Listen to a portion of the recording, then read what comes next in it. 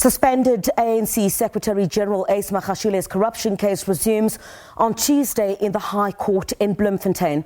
Magashule and others have been charged with fraud, corruption, theft and money laundering relating to a 255 million rand contract for removing asbestos roofing from houses in the Free State when he was still Premier.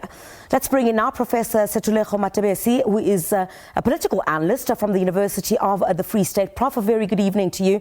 Thanks indeed for your time. So during the last court appearance, there seemed to be a legal tug of war over the status of Magashule's personal assistant when he was Premier.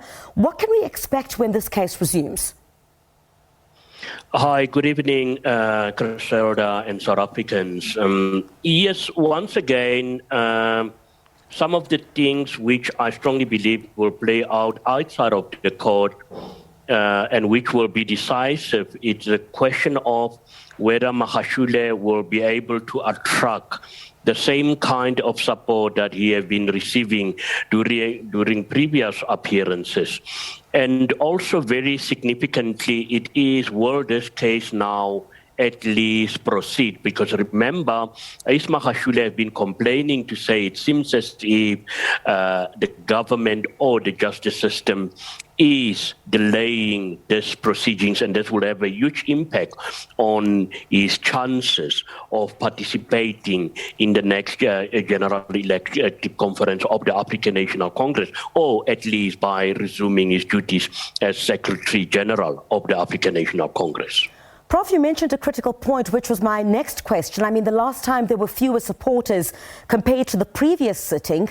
Is that all an indication of Ace Magashule losing support? Not necessarily. We should understand a lot of supporters already knew before the previous appearance that it will just be less than 30 minutes, his appearance, and it will all lead, with the formalities of the court, and that the case will be postponed. One should never underestimate the crowds that we see and try to actually link that with the kind of support that people like Magashule has. Remember, we're talking about somebody who potentially can be the next president of the African National Congress. Some South Africans may blame me for this prognosis, but fact of the matter is we have seen stranger things coming out of the elective conferences of the African National Congress, and definitely one should be very cautious when trying to link what we see out of court court appearances with the actual support that these individuals like Ace Magashule have within the African National Congress. I want to talk about the time that we're currently in. I mean, what is the implication of this case for the African National Congress, especially as it sits while Magashule's party is asking voters in the upcoming election to vote for the ANC, and this is just 2 weeks away. Is there any implication whatsoever? Because you'd find that while the woeing for votes continues, one of the things that comes up in these door-to-door campaigns is the issue of South Africans worried about corruption. Yes, most definitely. If you look at corruption is such a fundamental issue in any context. And the problem is if we start to normalize corruption, some people will blame other South Africans to say they keep on talking about corruption and there's nothing like corruption. It's actually certain South Africans who's trying to empower themselves. But it's a huge problem. If you look at what I've noted, especially in the Free State, for the very first time, some members of the tripartite alliance, like the South African Communist Party, being on the ground, unlike in the past with the Jacob Zuma tenure, where there have been issues about consultation within the tripartite alliance. So even if Ace Magashule is not physically out there campaigning within the Free State for the African National Congress, I think what stood good for the ANC is that the tripartite alliance came out. But the problem with us South Africans is issues such as corruption, issues such as lack of service delivery seems not to have a significant impact on the outcome of any elections, whether it's a local government election or a national government election. Because if that was the case, I think the African National Congress would have been history. So people, despite all the challenges that the ANC is facing, I strongly believe that the ANC will still hold on to the majority of the municipalities.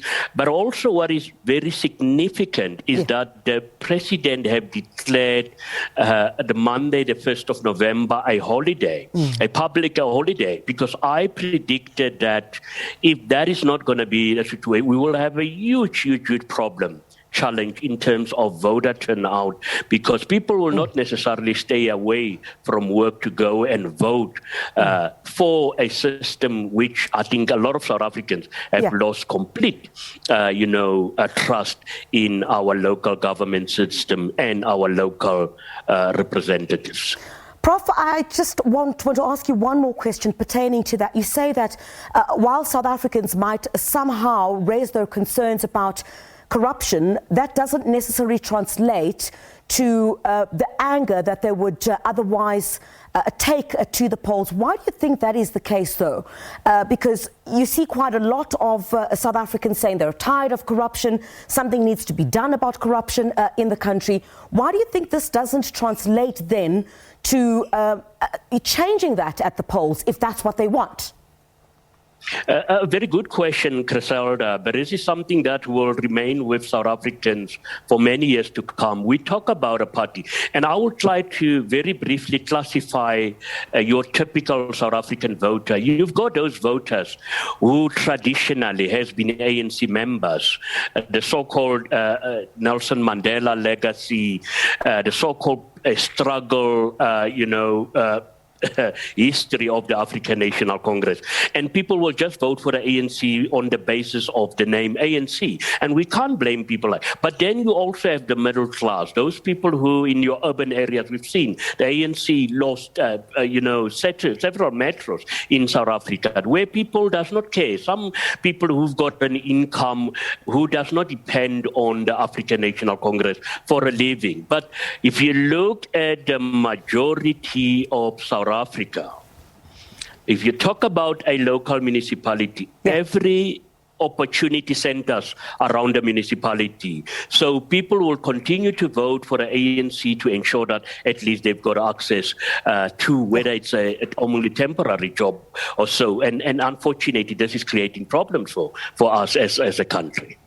Professor Sethulego Matebesi, thank you very much indeed for your time. Political analyst from the University of the Free State.